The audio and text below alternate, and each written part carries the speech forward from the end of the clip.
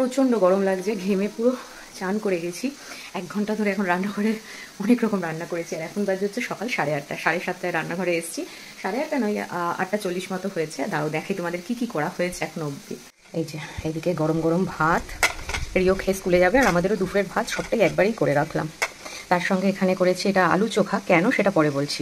এখানে হচ্ছে রিও খেয়ে যাবে তার জন্য ডাল করেছি, এটা হচ্ছে মুসুরির ডাল, আর এটাকে পরে টক ডাল করবো, আপাতত মুসুরির ডাল ওকে মানে সেদ্ধ ডাল করে দিয়েছি।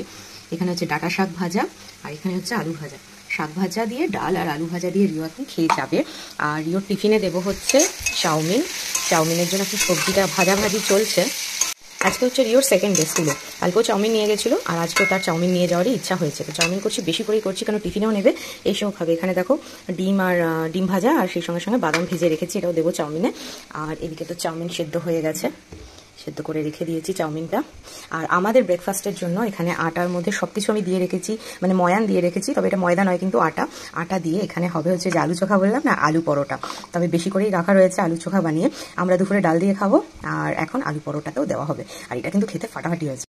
আমি আর পারছি না, আমার শরীরটা এখন খারাপ লাগছে। আমি এখন একটুখানি মুখে চোখে জল দিয়ে ফ্রেশ হয়ে ঘরে যাব। আর মিস্টার দিয়ে এখন কম্পিউটারে আছে, চলো ওকে গিয়ে বলবো বাদ বাকিটা সামলে নিতে। আটা তো দেখতেই পেলে ময়ান ঠয়ান সব দিয়ে রেখেছি, এবার ও আটাটাকে মেখে লেচি কেটে পরোটাটা বানিয়ে নেবে। আর চাউমিনটারও ভাজাভুজি সবই হয়ে গেছে, দেখতেই পাচ্ছ। এবার জাস্ট মিক্স করা, মানে আর শরীর দিচ্ছে না, আবার কষ্ট হচ্ছে একটু, মাথাটা না হালকা হালকা টাল দিচ্ছে, আর একটু গাটাও ঘোটাচ্ছে। তো যাই হোক, এখন একটু মেডিসিন নেওয়ারও আছে, সেটাও নেব। আমি গিয়ে এবার রেস্ট নেবো, বাকিটা সে সামলাবে। এই যে বল, আবার ফোন হয়েছে। ফোন যখনই আমি কিছু বলতে আসি তখনই তোমার ফোন আসে। বলছি আমার শরীরটা আর ভালো লাগছে না, আমি গিয়ে শুচ্ছি। তুমি ইয়ে করো, ওই কি জানো, চাউমিনের সবজি সব ভাজা, চাউমিন সেদ্ধ, ওটা একটু মিক্স করবে। আর আটা মেখে পুর বানানো আছে, একটু আলু পরোটা বানাবে। মুখটা খুলে মনে হচ্ছে ঠিক আছে, না কাজ আছে, কাজ করে নিয়ে যাচ্ছি, কিন্তু আমার খিদেও পেয়েছে, একটু তাড়াতাড়ি করো, ঠিক আছে? এদিকে এখন আটা মাখা চলছে, এখন সে আটা মাখছে, আর এইদিকে দেখো চাউমিন কমপ্লিট। এই যে ভালো হয়েছে, আলু পরোটা রেডি। খিদেও পেয়ে গেছিলো, কিন্তু আর ভালো লাগছিল না শরীরটা, জন্য ঘরে চলে এসেছিলাম। তো ওই যে আমি তো পুর বানিয়ে দিয়ে এসেছি, দেখেছো, বাকি আটা মেখে বেলে ভেজে সে দিয়ে গেছে।